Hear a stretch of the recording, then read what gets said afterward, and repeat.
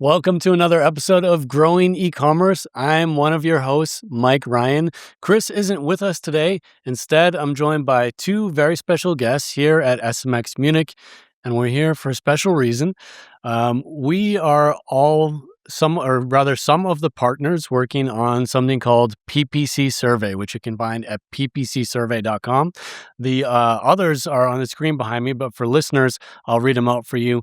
We partnered with Data Feed Watch, God Tier Ads, HeroConf, Optmyzr, Product Hero, SMEC, of course, SMX Advanced, Swido, and TrueClicks. So that's an awful lot of brain power, and we all worked really hard on this report together. But Wijnand, I'm going to hand it over to you. Maybe you could tell us a little bit more about PPC Survey. Yeah, sure. Thanks for having me, Mike. So we started this, I think, like 4 years ago.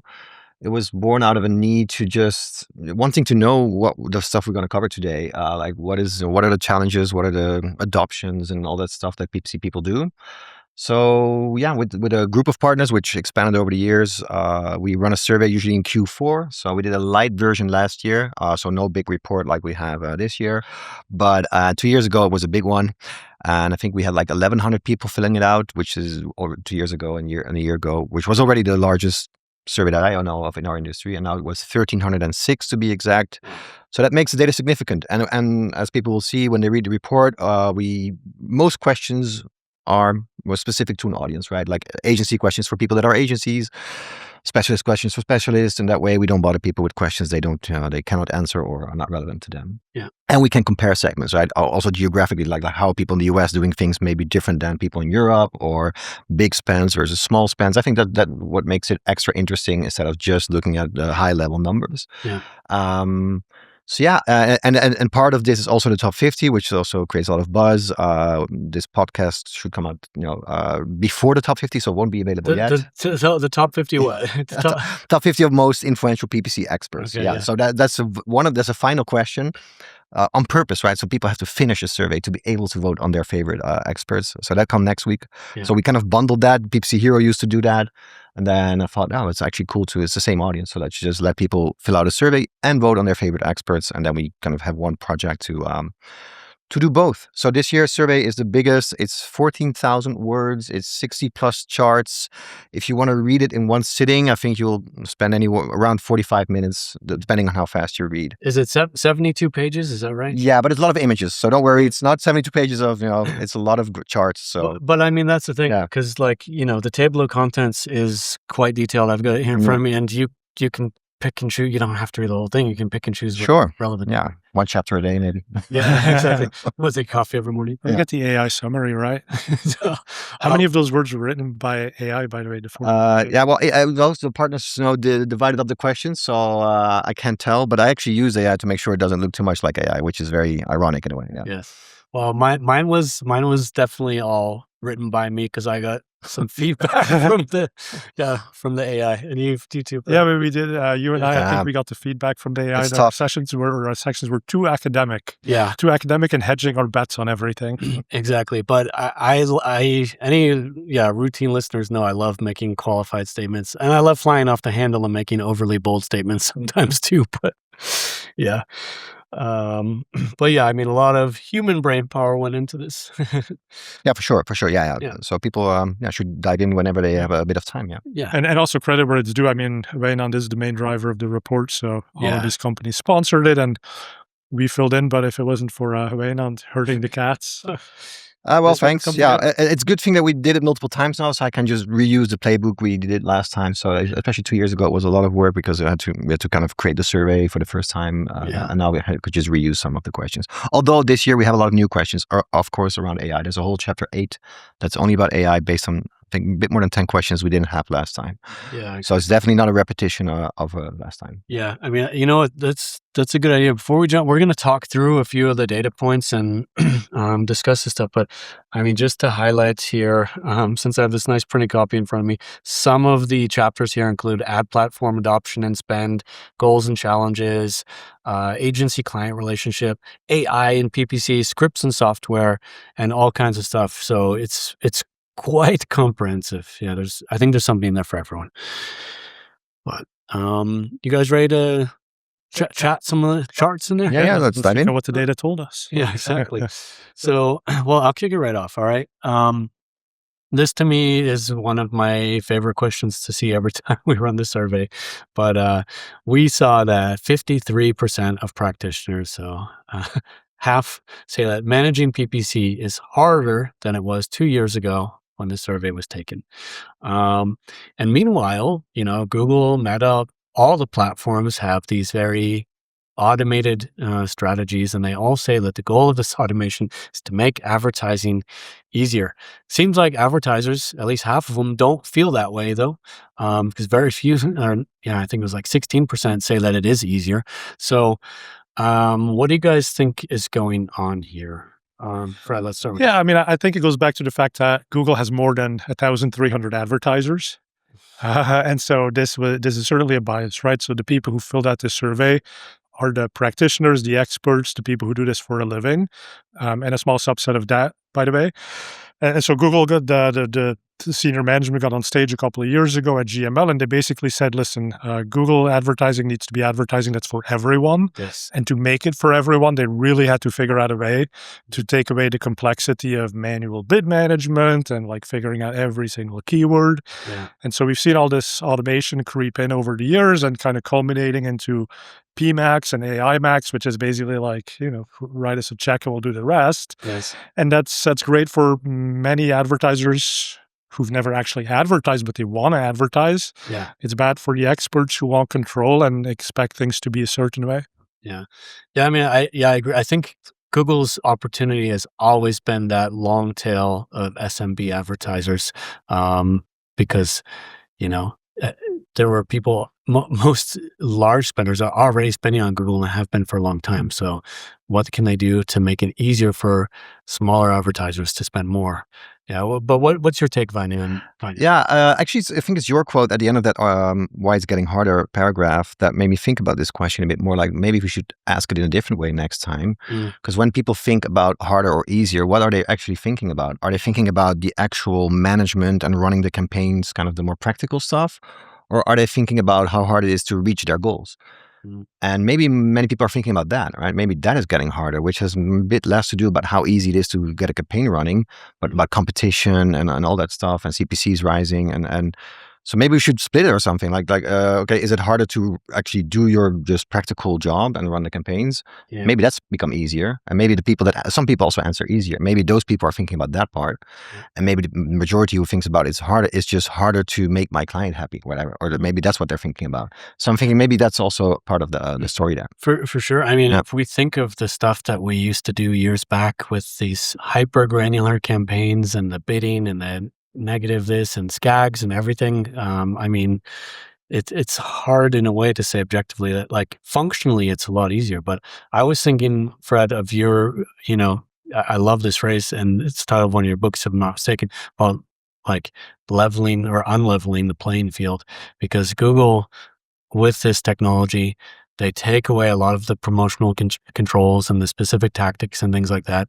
And this does kind of level the playing field, which lifts up these SMBs or whomever.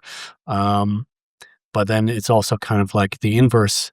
They have this expression, I think, in Australia or New Zealand about cutting the tall poppies. And so, it's lifting some people up, but it's maybe cutting down others. And then it's a question, as you said, of who we interviewed here. Exactly. I think it's the poppies who cut off here. Yeah. I'd say it's more frustrating than ever. Yeah. But yeah, Wijnand's point is very valid too. I think the business conditions that exist outside of PPC itself, curiously with the report, like the first one might have been around COVID, the second one comes around the tariff craziness. And so no matter what we do in PPC, we still get all of these outside things that make the economy really tough to operate in. And that often comes back to the marketing team. It's like, hey, you guys should be able to drive us more business, but there's only so much we can do in an economic climate. Yeah, that's right. But let's move on to another one here. See if we can cover a few data points. Wijnand, you were talking about or in a section of the report that you analyzed, I should say, you found a contradiction in the survey data about how agencies operate. Like teams over 1 million a month are working with 20% fewer people, and yet agencies who want to service them, they're like 1 in 5 of them are charging by billable hours, Yep. and 40% of them, or 39%, think that that's a future-proof way of operating. Yeah. So, I mean, you said that this is basically giving agencies a pay cut for getting better at their jobs. Yeah, in general, that's the case, right? The billable hour has some advantages, and I'm willing to admit them as an explanation of why it persists. But it has a big disadvantage, regardless of how many people you hire. That if you do your job faster and you're being transparent about that, that's a kind of caveat towards your client. Maybe you're not, right? Maybe you set 10 hours and you make 8, and you charge them 10, and then it doesn't really matter in the end. But if you're very transparent, that would mean you would just charge them less because you became faster, or like more senior people are also faster in their job. So that's why it's so, like, the incentives are totally disaligned, in my opinion, with billable hour. But yeah, so I think one of your questions was also like, why does this even still persist, right? It's getting less, and and as report readers will see, it's very geographically also different, right? So in the US and Australia, it's much less. It's more like between 4 and 12%, while in Europe, it's more like 25%. So that already gives you a sign that it's not it's not a necessity to have billable hours. You just have to replace it with something else. And I think in Europe, people have not yet enough replaced it with something else. And the most popular other model is just a flat fee. By the way, the question is also phrased about your ongoing PPC management, right? About what should be predictable work, right? You just have a retainer and you manage the campaigns month so to not month. one-off projects. Well, I understand if you do something very custom that you've never done before, and you don't know exactly how long it's going to take, maybe an hourly rate makes sense, right? But if you do something you've done 100 times before, you don't have to reinvent the wheel. You don't have to estimate the number of hours. I think you just need to have a nice, tiered model, maybe, or maybe even performance-based. But what agencies, why they also have hours, is it protects them against scope creep, right? So clients keep asking for more. They say, "Oh, can you also do this? Or can you also answer this question? Can we jump on a call? Can we do?" If you do it like a lawyer would do, right? So, okay, well, that will be another 5 hours, or another 10 hours. Then you're protecting your margins with that hourly rate. But I don't see that happening that much. I mean, in my agency years, officially that is what should have happened. But oftentimes it was just, well, let's just do it and not complain too much about it. So in that case, you're not really protecting yourself anyway. So might as well have a different model. Yeah. And so I think just agency leadership has to, ones that are still doing hourly billing for predictable work, should really start thinking about alternatives. And they're out there. They don't have to reinvent the wheel completely. They're like the tiered model, and if you're willing to take more risk. I love the quote by Peter Drucker that says, "All profit is derived from risk," which basically says the more risk you're willing to take as an entrepreneur, the more profit you can make. The hourly rate puts a lot of the risk at the client side, because it basically says, I'm getting paid no matter what. I show up, I do my work, and I'm getting paid. That's the hourly rate. So it's basically putting the risk on the client. Client doesn't know upfront if he's going to get the result. Yes. On the complete opposite is, I'm only getting paid at a certain result. Yeah. Then you put all the risk as an agency, right? And there's a lot of hybrid models in between. Yes. In the opposite model, you can charge way more, and the client would accept that because it sees you're taking the risk and say, well, if it's like injury lawyers in the US, they take like 1/3 of the settlement if they win the case for you, right? That's a big portion of that the value captured. Just leadership has to think here at the agency side. What are the alternatives? When are we willing to take more risk? On a client-by-client basis, if we see a great opportunity, maybe we can offer them some incentives that are more risky for us, maybe, and have a tiered model, I guess, for the most common jobs. Also, I think this will slowly degrade, especially with AI speeding everything up. The hourly rate makes even less sense. Yeah, for sure. That was what's striking to me, that anyone considers that a future-proof model, let alone.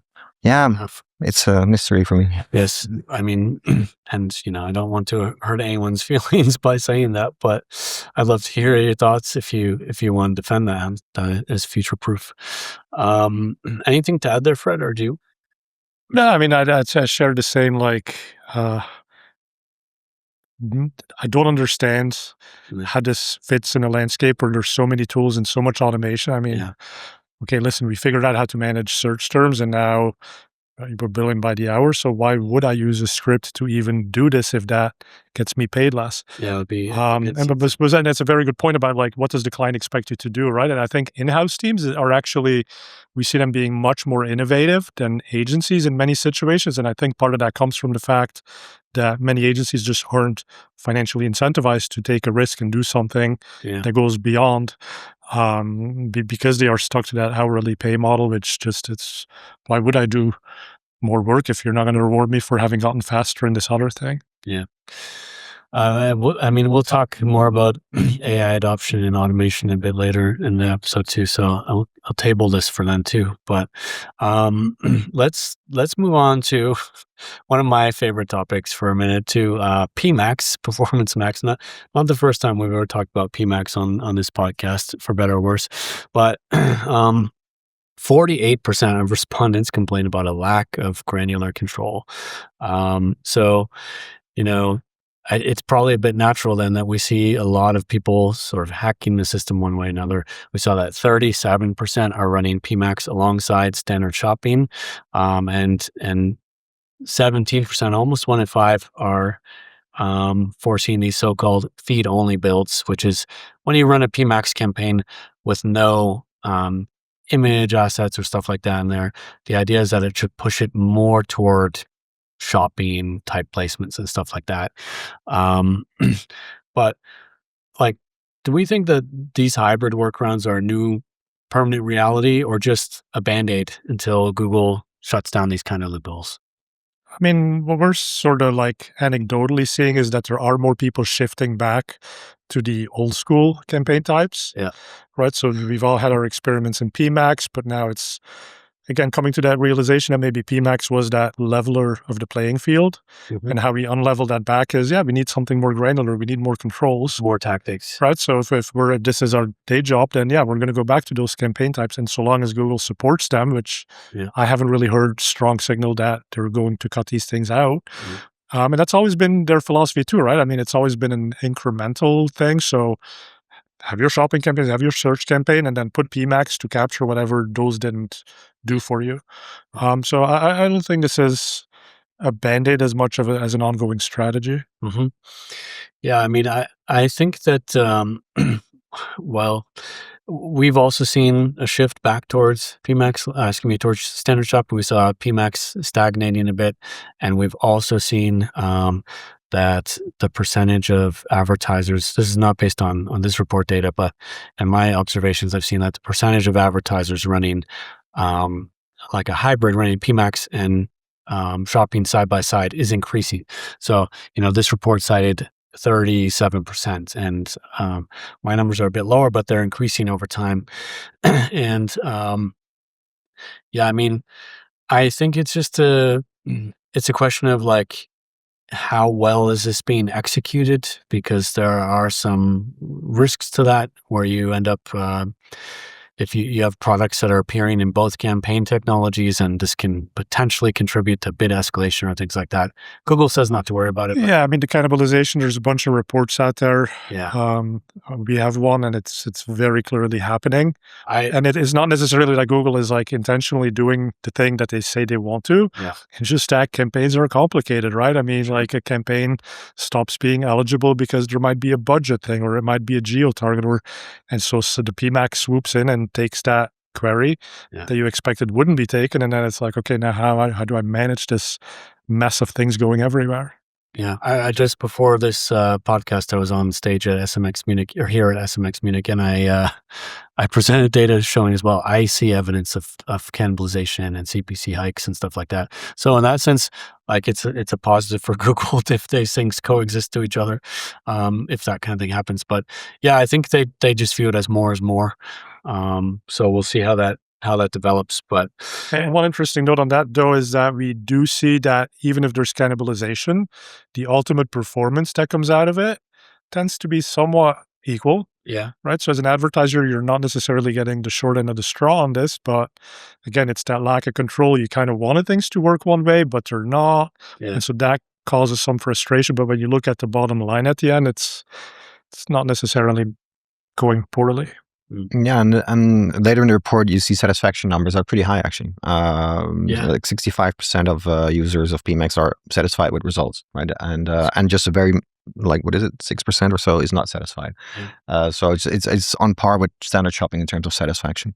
Yeah, they both remain popular, and so Google seems to be willing to support them both. I think it's risky for them to try to, they can't really get rid of shopping. There's too much cost still running through there. It's too sensitive a topic, I think. But and yeah, Wijnand, as you said, like PMax does deliver a strong baseline performance.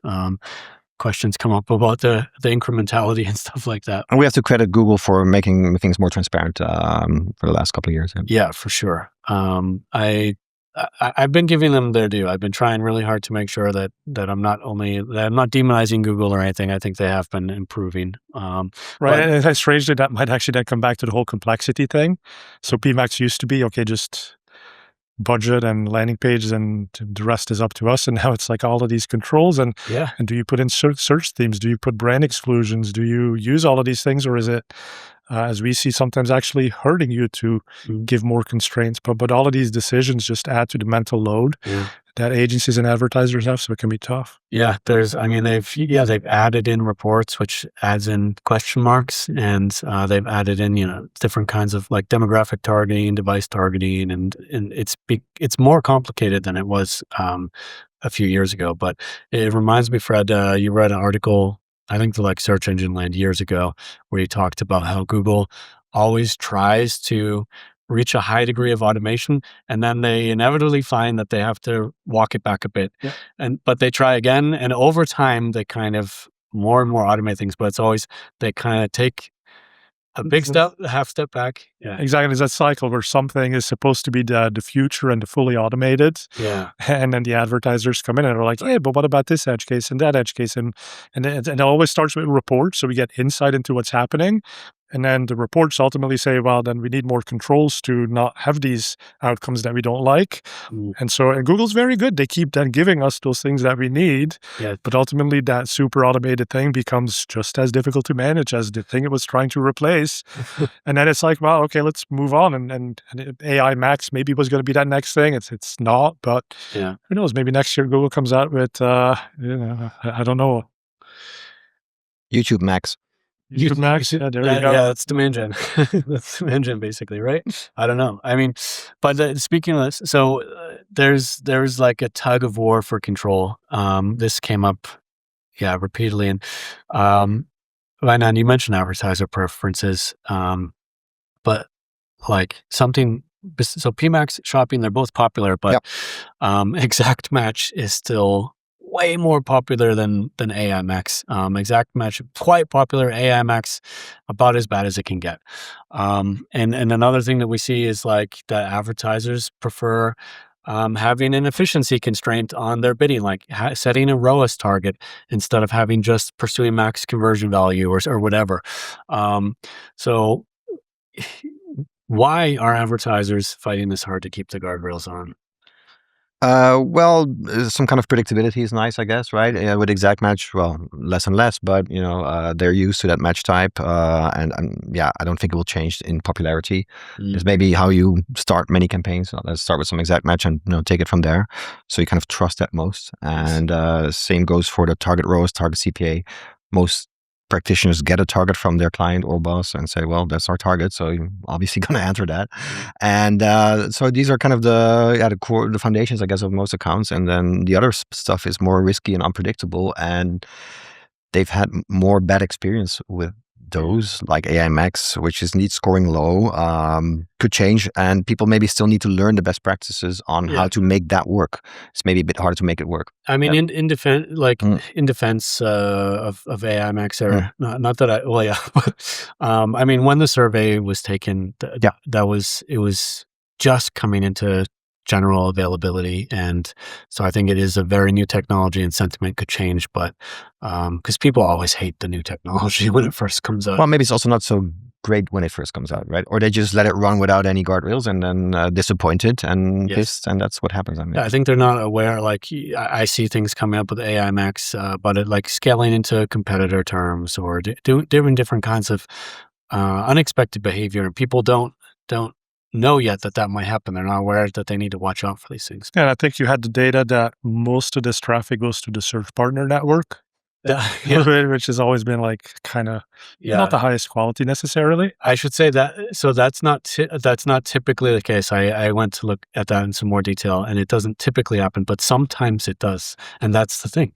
And I actually don't know why it happens, but sometimes it does. So yeah. And then that's back to the point of guardrails, right? So if we're used to like, this is the thing that we control and the thing that we ask you to do for us, and then they take that away and they say, well, now you're playing this huge bubble of anything could happen.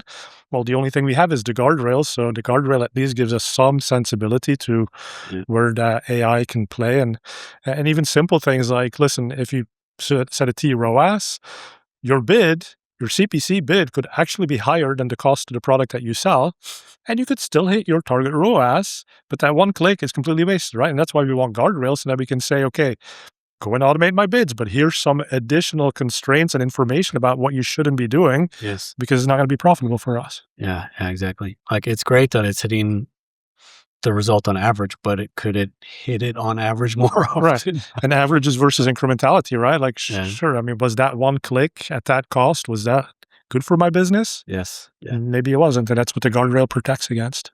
For sure. I mean, I think we've got a bit of a theme here, but let's talk about like AI adoption, because we saw that, and this comes back to actually to what we were talking about earlier, a bit about billable hours and efficiency and all this kind of stuff. But the survey says that practitioners, self-reported, are only saving 5.2 hours a week using AI. And that's not the transformative 20 plus hours or whatever that we were promised by the tech bros. And I'm going to break the fourth wall and look at the camera. I'm looking at you, Sam Altman, but whoever, like, is AI just, is it overhyped? Is it just an intern still? What is it? Are the PPCers just not using it correctly? And what do you guys think about that? I mean, listen, it's crazy that you save less time with AI than with scripts, which are so old school at this point. Well, the script is well designed. Yeah, but exactly, right? And the script is basically, it takes your process and deterministically goes and applies that to your account. Yeah. And I think the challenge that we've had up until this point with AI is that it has all this promise and agentic, but then you get these great videos where someone's illustrating it like a Rube Goldman sort of device where the ball drops from somewhere and it keeps rolling. It's supposed to hit things and make other things happen, but you literally have to walk behind that ball, because every time it goes off course, you're kind of pushing it back to where it needs to be. I've seen that one. Yeah, exactly. And that's what AI is today in many cases, is it does these things, but you have to keep guiding it. But that said, every 6 months, there's a new set of models that comes out that just are mind-blowingly better than the last one. Yeah. And I think that's a bit the risk, is that people say, well, we've tried it, it didn't work, it failed, and they give up on it. And actually, so at my company, I'm very strict on, like, we need to talk about where AI fails, because it's probably partly the fault of the person using it. Yeah. Right. To your point, it's the human. They didn't give it enough context. They didn't give it enough instruction. And if you do those things, then I think you can save significantly more than 5.2 hours. Yeah. I mean, what do you think? Like, 5 hours is a good starting point if you just got started with some basic use cases. It's not bad, right? Like, say 10% of your work week. So if you have a big team, that's still, if you have a big team, they'll save about 10% of their time. They will probably use it to do something else. So it's not like, no, you can fire 10% of your team. I don't think so yet. So yeah, and I think I'm having a chart here in front of me. 24% says 6 to 10 hours. I think that's already pretty significant. Yeah. Most tools, including my own, wouldn't easily promise that to anyone. You're going to save 10 hours a week. That's already like a quarter of your work week. Yeah. So I think this number will go up as people get more, as the models get better, and people get better at training them to their use cases. I think most people are just doing relatively basic stuff, like generating headlines for things like that, or especially during this survey, so November, December last year, some powerful new models came out, like Opus 4.5, now 4.6, Claude Code co-work really gained a lot of traction the last couple of months. So let's see if people really put that to use. I think the numbers can be higher. Yeah, and I think so. Some of the numbers, if you just read them in the 2026 reports, there is high adoption of these things like creative generation, keyword generation, but it is actually significantly higher than those same questions in the 2024 report.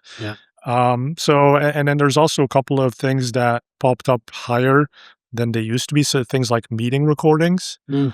And to me, like these meeting recordings, like, listen, I'm going to go on a little soapbox here, but for agencies, like, don't you hate it when you have a client meeting and then you come out with more work? Well, what if that meeting and the meeting recorder that you have is actually your prompt generation system, right? And I think people are starting to figure out these ways to evolve the way that they work and become more purposeful about what they do. And that's going to lead to significant time savings. Yeah. Yeah. Just figuring this stuff out, stitching it together. I mean, and this is the whole thing about the AI disruption narrative is that even if it's working just 10 times better tomorrow, it takes time for people to figure that out. It takes time for them to really understand the use cases, to trust it. The world can only change so fast, I think. But yeah, and then it's also like, do you have a position within the company that is in charge of figuring this out for the team? Yeah. Or do you go back to that pain point where, well, I get billed by the hour, or we bill by the hour, and I'm really not supposed to spend time on these other things? And in fact, I could spend time on it by being more effective and maybe using some scripts to do my keyword management. Yeah. But like the client's now paying me for figuring out AI methodologies. And so then again, there's that lack of aligned incentives to really figure it out. Yeah, of course. Yes. Although clients are asking agencies like, okay, all this AI stuff, I think you can do your work faster now, right? So there's already this expectation of agencies being able to work faster. They have to figure it out. Yeah. Yeah. Yes. I mean, carrying on here, 70% of respondents say that quality and accuracy is their biggest AI challenge. So that's hallucinations, bad creative. We've seen some viral examples on social media of ads generated by Meta. I don't know. I have anyway. And so, like, what do we do about QA in here? Like you were mentioning that you're like trying to imagine this Rube Goldberg machine where you're chasing the ball every step of the way. What should a QA process, a Q quality assurance process look like nowadays, or where is this headed? Because that's the thing is, it's not a way I like to spend my time arguing with the AI, fixing the AI, reprompting it. It's super frustrating how there's some times where I know how to do it myself. I'm pretty fast.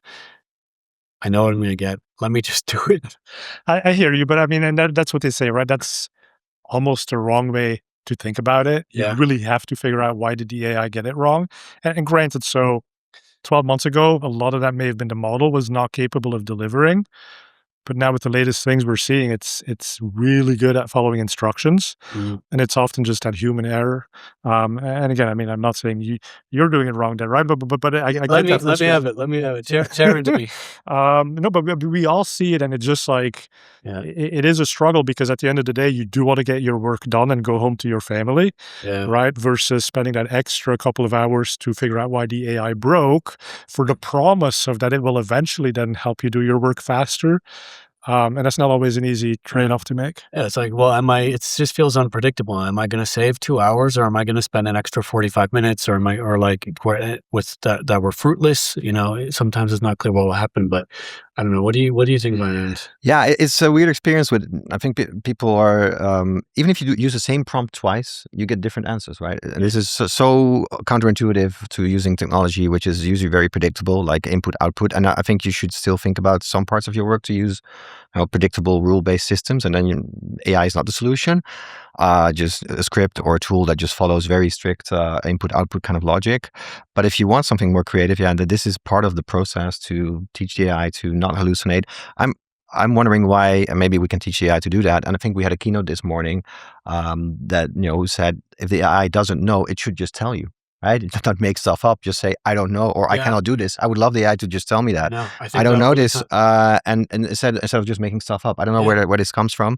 Hopefully, maybe the big models can change that behavior, or we need to teach it to change that behavior. Right, and you talk to the engineers in the Valley, and they're basically like, well, listen, the way that we've trained the models is we it's like taking a test. Okay, if it's a multiple choice test, are you better off not answering a question you don't know, or taking a guess and having a probability of maybe 1 in 5 of getting it right? The models were trained the same way, and so that 20% chance of getting it right when it's wrong is better for them. So that's why they hallucinate. And so one question is, can we retrain them where that reward system is better aligned? But then as a human, like, it's part of the prompt. Tell it. If you don't know, if you're not sure, like, I will be happier. You can literally do things like, my boss will make me cry because they're going to yell at me if you get it wrong. And the AI empathizes with you to some degree, and it'll work harder to get it right. Yeah. But it is this thing, like, if you're talking with a human, that's because you hear the phrase confidently wrong with the models, and humans can also be confidently wrong. It happens. But humans are far more likely to just say they don't know or stuff like that. And I think the models, they don't know that they don't know, or it's just predicting tokens, or I don't know if we've had that. Maybe I'm wrong. Although there are probabilities in the system, so I think that it's a solvable problem. There could be a confidence interval in there or something like that. Exactly, and it's. I mean, even asking a question like, score these search terms on the relevancy to my business. Again, they are putting a probability in there, and they are able to do it. But again, is it completely accurate? And the nice thing with a human is you can look at them and be like, there's a little twitch in Mike's eyes right there. Like, maybe he doesn't know what he's saying, right? You don't get that with the machines or the computers, and that's part of the problem. There's no body language. No. But like 1,000% what Wijnand is saying, like, because these AIs are not deterministic, and we work in a world where, like, 20%, being 20% wrong about a budget could be $200,000 on $1 million budget, right? And even in simple mathematical questions, these models are frequently many percentage points away from being at 100% accuracy. And so that's why we need deterministic systems. And we as people in general really need to figure out, how do we combine these AIs that can be creative with things with something that's deterministic, where if we say we're going to change the budget, we do that in a reliable way that's going to preserve your capital. Yeah. And the hallucination is probably the key to the creative side. And that's it's beautiful. Yeah, it's just, but that's why I think, like, in e-commerce, that's why they're so focused on these product feeds. Product feeds are not going away anytime in the near future. They need the grounding. They need structured data to help, I think, reduce those outcomes. But just carrying on here to another point, like, because we've been talking about tools, talking about automation, and 62%, nearly 2/3 of survey respondents aren't using any third-party tools or paid third-party tools for analysis or optimization. They depend entirely on the Google Ads UI or Ads Editor. I mean, Ads Editor probably is the greatest piece of software that exists for. Especially if the UI is very slow, so it saves you time just not having to load all these pages. It's not that Ads Editor is a bad tool or something like that, but and also, if you look at the screen behind me or the sponsor list on the partner list on this report, there's a lot of tool providers in the mix. So we have our own bias, but I mean, are there not hidden costs or trade-offs to relying solely on what the ad platform gives them for free? I mean, I'm just wondering what direction this will go. Yeah, I was kind of surprised. And this is not just for analysis and optimization. This is for reporting, project management. Every time in this chapter, you will often see Google Sheets, Looker Studio, by far scoring the highest. It's free. It's very customizable. I get it. If you're a freelancer or you're a small agency, that's where you start. But I broke those segments down, like, by spend, right? And I would expect, and you see some, it's not significant, so that's why it's not in the report. You see it moves up a bit, the usage of paid tools with budgets, right? Makes sense. If you manage $5 million a month, makes more sense. But I was kind of, especially as a tool provider, disappointed in how that it didn't increase, that Google Sheets and things like that were still, like, very popular, and not just for our category, right? Also for reporting. And there are plenty of there are even more reporting tools out there, like, let's say, Looker Studio, alternatives that are very affordable, and somehow people just stick to Looker Studio. So I guess it's force of habit, power of free. But I think the bigger your team is, and the more you find yourself or your team doing the same stuff over and over again, the more you should start thinking about, automating it in one way or another, right? Yeah. And that could be a script, fine, and that's sort of free. I might have to maintain it and build it and that kind of stuff. It can be a tool, and it can be some AI stuff, and you have to really use the best solution for each, depending on the workflow. Yeah. But it's from a tool provider, I could think, well, that's a huge audience that we could still tap into, because apparently maybe they haven't. I don't even know if they have all tried all these different tools, but yeah, I would say. And also, I was also surprised. 1/3 of PPCers that manage shopping, right? So we filtered it, like only people that said at the start that they actually manage Google Shopping campaigns. 1/3 of them don't use any feed management solution. I was like, so you do everything in Merchant Center, I guess, or I was surprised. That's astonishing. Yeah. So it just proves that it's somehow tough to get people to start trying a paid tool and pay for it. And for me, like Jeff Allen, who was one of the guys at Hennepin and HeroConf, he gave a speech one time, and he basically spent 6 hours doing a thing, an analysis by using the Google Ads interface. And then he gives it to the client, and the client's like, oh, very interesting. Like, but what about the mobile segment within this? And he was like, oh no, I need to now go back, repull all that data, do another 6 hours of work to go to that one level deeper, right? And ultimately the point here is you can do anything you want manually, very slowly in the interface. But we as tool vendors, like we exist with a purpose, right? Like we exist because we want to make you more efficient and faster. And so we do the things that you're probably going to need to do commonly. And we just have, so it's a one-click button. Yeah. And now you got that mobile segment. Right? So again, that's a bit the surprise that we legitimately think we're providing value, and that's not being seen. I struggle with why. I don't always know why. No, well, maybe we can just tell people to just look into their processes, see where people think they're wasting a bit of time. It's not creative, it's repetitive. Think of any way you could maybe automate that. Maybe start with a script. If you hit limits of scripts, try a tool and try AI and combine these things in an optimal way, I guess. And do be careful, right? I mean, so right now, I think we're seeing a lot of snake oil salesmen again, where you can vibe code a tool in AI and it does something, but look at who are the people behind it. How much experience do they have in advertising? And I did a post on LinkedIn, and I got some interesting feedback. But basically, managing Google Ads and doing things like changing budgets and adding keywords, that's not difficult. Like AI will do that gladly and easily.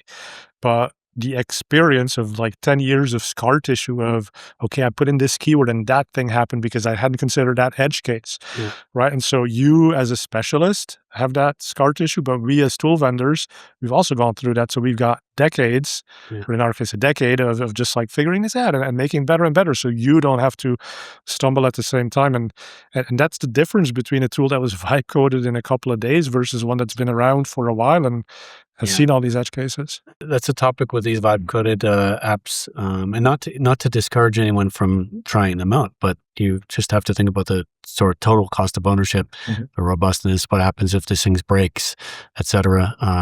Because if you take a piece like that and it does something important for you, then there's a certain amount of risk there, and with this whole build versus buy conversation in general, that's the advantage of sort of renting a tool, is that you don't have to care about the total cost of ownership, and the uptime is someone else's problem and the infrastructure and everything else. But it's an interesting topic for sure.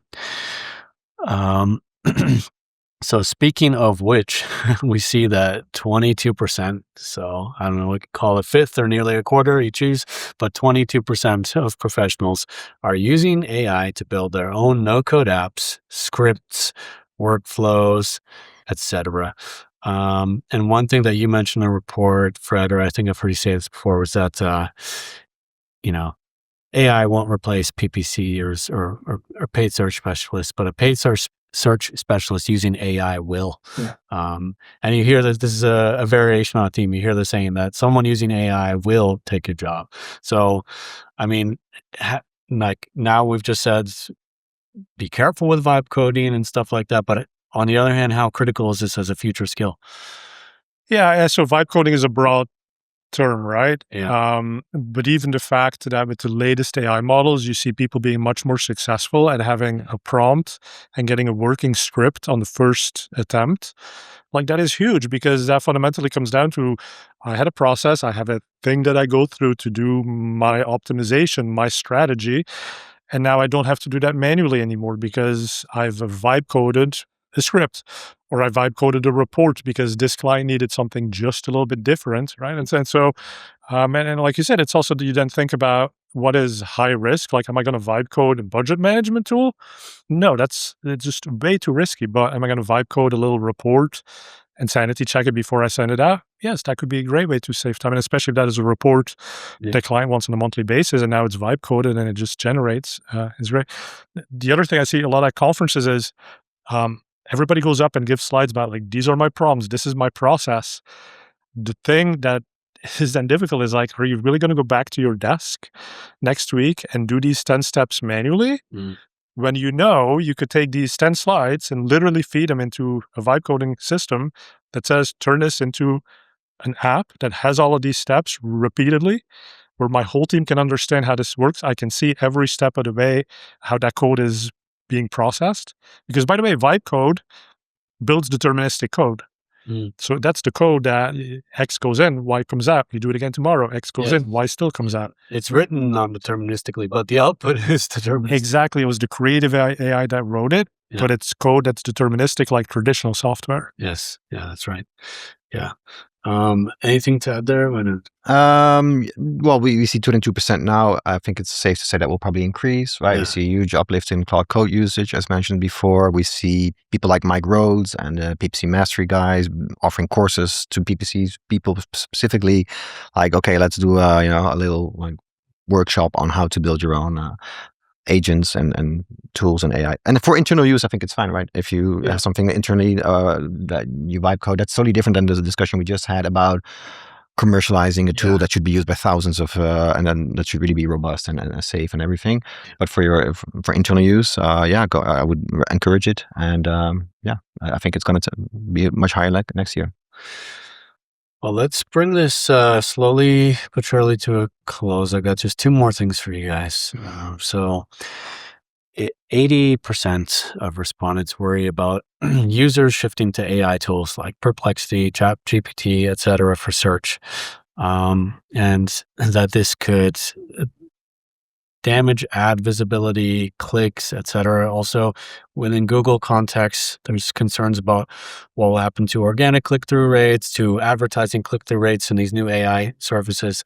And I said that I'm not worried, but and the reason why is that I think that it also maybe since this to me comes every month a bit more clear, and it's not necessarily great news, but I find that Google is just increasingly dominant in this space, and they don't have to be as reactionary or jump at their own shadow the way things were a couple of years ago.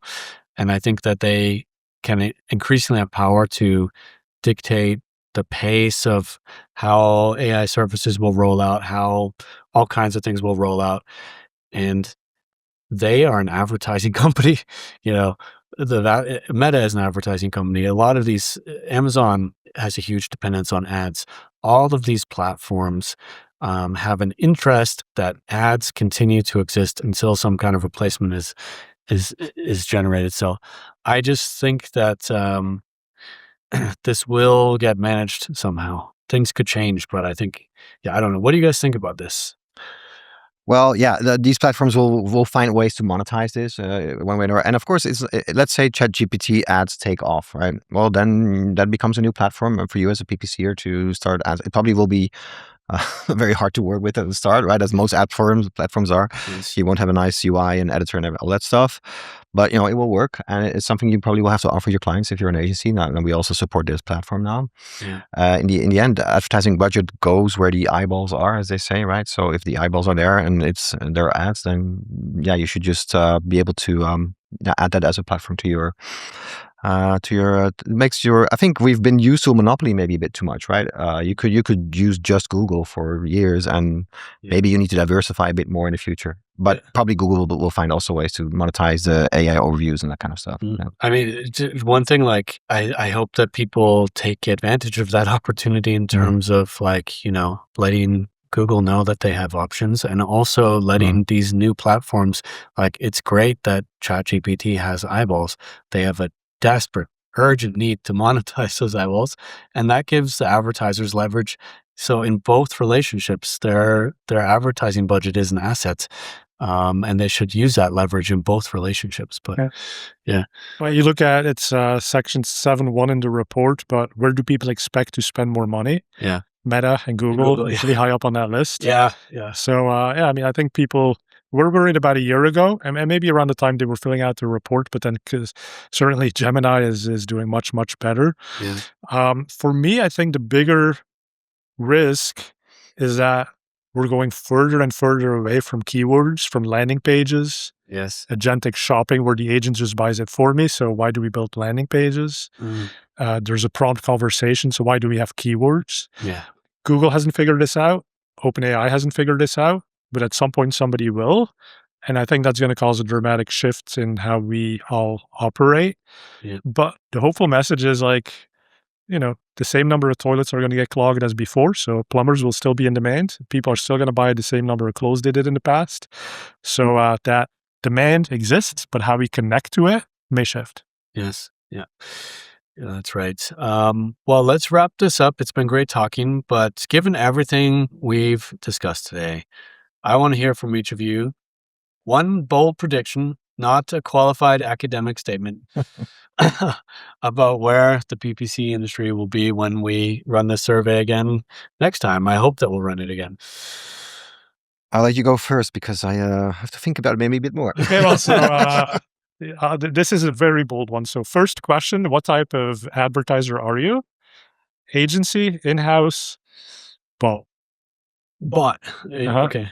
So we're going to have some bots. We'll have a new segment. I like that. So, but yeah, I mean, like framing that, I think the AI is evolving very quickly, and I think we're going to see people figuring out ways to make it much more significant in terms of time savings. Yeah. I also think we're going to start thinking less about PPC and just Google Ads. We're going to think more again like marketers in terms of what are we trying to achieve and what new creative capabilities do we have. And this is why I find this era so exciting, is that AI, this is the title of my new book, but it's the AI amplified marketer. Do things you couldn't do before, either because you didn't have the time or because you didn't have the skill, and those restrictions are going to be gone. So I think the types of things we can ask is your agency providing X, Y, and Z. We're just going to be asking completely different X, Y, and Zs that we've even thought about today. Already by the next report. Yeah. Okay. I'll keep it a bit based on personal experience. You have these, often if you're very busy, most people are like, if I just could clone myself, right? I could just, and then have my clone do that work and I can do something else.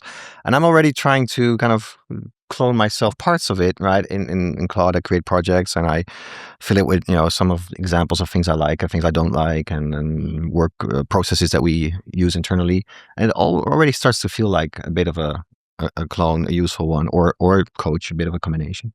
So maybe in a year from now, every professional will have built their kind of coach / clone in an AI based tool that will just work along with them and just speed up everything they do. Maybe that's actually AI amplified marketer. That's your new book. And I think what you were just saying now makes me think back of like the Wijnand before TrueClicks. You wrote, what was it, 15 super detailed blog posts on like how to audit. And each one of these was like, they were monsters. I mean, you had a process. All handwritten. Right? And so, but it's cool because if as a person, you know what you're trying to achieve and you've really thought about it, that is the thing you can give to AI to start doing for you. So I can totally see where the Wijnand clone makes total sense. And I think more people are going to discover how to be like that. Definitely. I'm already, I'm an identical twin, so I have a natural clone. So the natural way. You don't need another one? No. No. It's overrated. You guys will understand by the time of the next survey. No. But thanks both of you very much for joining. And yeah, I just want to encourage everyone listening, everyone watching, to go to ppcsurvey.com and check out the report. It is free. And there's really just a wealth of information here. We hardly scratch the surface. So it's a great report. Thanks to all the partners. We're just a few of the partners who worked on this. It was a big team effort, but especially Wijnand, Thanks. you carried that. So thank you so much. And also thanks to SMX Munich for letting us record this podcast here and being a partner as well. So I think we'll wrap it up with that. This has been another episode of Growing Ecommerce. As always, you can learn more at smarter-ecommerce.com. And also, please visit ppcsurvey.com. Thanks, and we'll see you next time.